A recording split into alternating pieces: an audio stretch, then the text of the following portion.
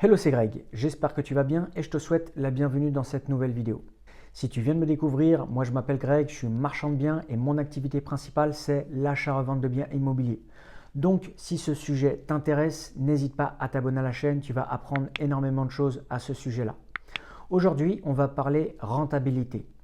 Alors quand tu vas vouloir te positionner sur un projet, on dit qu'en général, il faut que tu cibles 20% de rentabilité.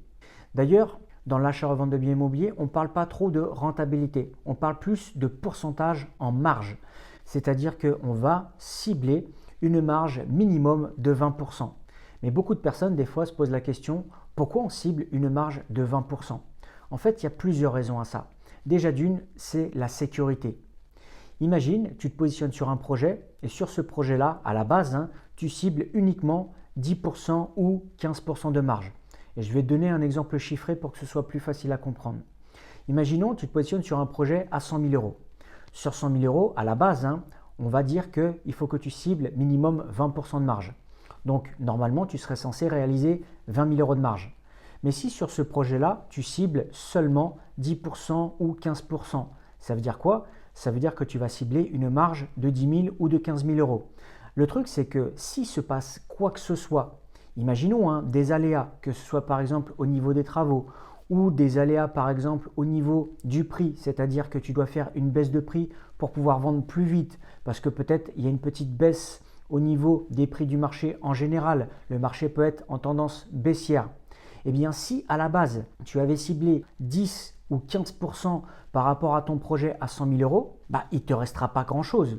Si sur les 10-15%, tu dois réduire ça à 5%, à la fin, s'il te reste que 5 000 euros de marge, je t'avouerai qu'il n'y a pas de petite somme à gagner, mais c'est quand même dommage. C'est quand même dommage de réaliser une si petite marge pour toute l'énergie que tu auras déployée pour te positionner et pour piloter ton projet de A à Z. Donc c'est pour ça qu'on va dire que minimum, il faut que tu cibles 20%. Parce que si par exemple, il se passe quoi que ce soit, sur ces 20%, donc sur ces 20 000 euros de marge, si tu descends à 15%, il te restera 15 000 euros. Tu comprends un petit peu le principe. Et ça, c'est la première chose. C'est déjà d'une, la sécurité par rapport à toi et à la marge que tu peux dégager et par rapport aux aléas qu'il peut y avoir. La seconde chose, c'est si tu dois faire une demande de financement. Si tu dois faire une demande de financement, la banque ou un organisme financier va te demander minimum 20% de marge. Et c'est un petit peu pour la même raison que ce que je viens de te dire. C'est-à-dire qu'un organisme de financement, lui, qu'est-ce qu'il veut?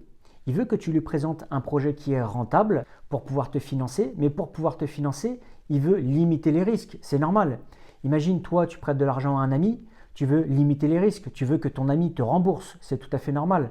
Et tu vas faire en sorte de vérifier un maximum comment ton ami pourra te rembourser. La banque, c'est un petit peu la même chose. La banque, elle veut limiter le risque et elle veut être sûre que tu puisses la rembourser. Et si par exemple tu présentes un projet où il y a peut-être seulement 10% de marge, la banque elle peut se dire, oh, eh bien si par exemple il y a des aléas, s'il doit faire une baisse de prix, si par exemple le montant que tu dois rembourser à la banque augmente au fur et à mesure des mois, parce que comme tu le sais, en tant que marchand de biens, quand tu fais une demande de financement à la banque, tu vas rembourser des intérêts et tu vas rembourser des intérêts tout au long de ton opération. Plus ton opération va être longue, plus les intérêts vont être longs. Donc ça veut dire que plus ton opération elle va courir et plus tes intérêts vont augmenter, donc ta marge va être réduite au fur et à mesure. Et si à la base tu présentes un projet où il y a une toute petite marge, ils vont se dire ça c'est un projet qui est un petit peu risqué, moi je ne prends pas le risque de financer cette personne-là. Par contre, si tu arrives à la banque avec un projet qui a minimum 20%, 25, 30 ou même plus, là tu rassures la banque, tu minimises le risque, il y a un maximum de sécurité qui est prise et ça va faciliter les choses pour que tu puisses obtenir ton financement. Donc c'est pour ça que concrètement, il faut vraiment que minimum tu cibles 20% de marge, surtout sur les petits projets. Parce que je te prends l'exemple sur un projet à 1 million d'euros. Sur un projet à 1 million d'euros, si par exemple tu cibles 15% de marge, combien tu vas réaliser? Tu vas réaliser 150 000 euros de marge. Et la différence qu'il y a avec un projet à 100 000 euros, mine de rien, elle est quand même assez conséquente. C'est-à-dire que si tu dois faire une baisse de prix et qu'il se passe quoi que ce soit sur ton projet à 100 000 euros et qu'il n'y a que 15% de marge, là, ça devient risqué. Par contre, sur 1 million d'euros, tu as 150 000 euros de marge sur un projet à 15%. S'il y arrive quoi que ce soit, peut-être une baisse de prix, peut-être des aléas, il peut peut-être à la fin te rester 100 000 euros. Alors je t'avouerai que réaliser 100 000 euros de marge sur un projet à 1 million d'euros, c'est un petit peu dommage. En général, quand on investit une somme assez conséquente, on aimerait bien réaliser beaucoup plus. Mais je pense que tu comprends un petit peu ce que je veux t'expliquer. L'idée, c'est vraiment que tu cibles une marge au maximum pour que tu puisses te sécuriser. Déjà d'une, toi de ton côté, et déjà de deux, ensuite quand tu voudras faire une demande de financement, si bien sûr tu fais une demande de financement pour financer ton projet. Maintenant, si tu penses que l'achat-revente de biens immobiliers t'intéresse, que tu aimes bien ce type d'activité, que tu voudrais te lancer et que tu débutes et que tu aimerais bien voir à quoi ressemble une opération concrète d'achat-revente de biens immobiliers, je te partage un exemple concret d'achat-revente d'un ensemble immobilier que j'ai acheté récemment, que j'ai revendu à la découpe, et je te partage en fait les détails de ce projet.